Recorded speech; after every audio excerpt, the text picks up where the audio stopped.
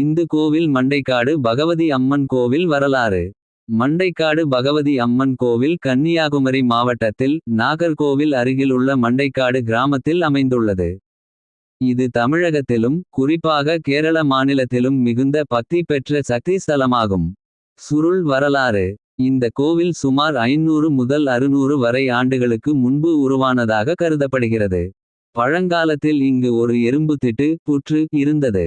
அந்த புற்றிலேயே அம்மன் சுயம்புவாக தானாக வெளிப்பட்டதாக நம்பப்படுகிறது. அதனால் இங்கு அம்மன் சிலை இல்லை, புற்றே மூலஸ்தானமாக உள்ளது. மக்கள் பக்தியுடன் வழிபட்டதால் பின்னர் சிறிய ஆலயம் கட்டப்பட்டு இன்று பெரிய கோவிலாக வளர்ந்துள்ளது. கூப்பிய கைகள் அம்மன் சிறப்பு. அம்மன் பகவதி அம்மன் என அழைக்கப்படுகிறார். நோய்கள் குறிப்பாக அம்மை சின்னம்மை பெரியம்மை போன்ற தொற்று நோய்களிலிருந்து காக்கும் தெய்வமாக கருதப்படுகிறது.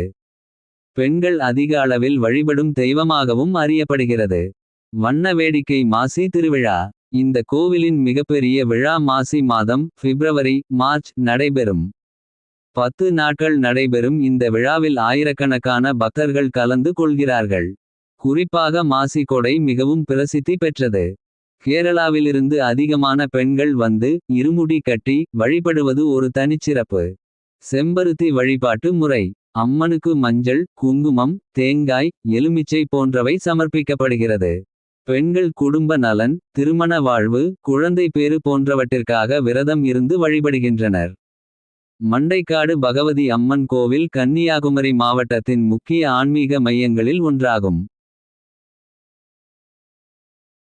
இந்த மாதிரி இன்னும் வீடியோ வேணும்னா லைக் மற்றும் சப்ஸ்கிரைப் பண்ணுங்க.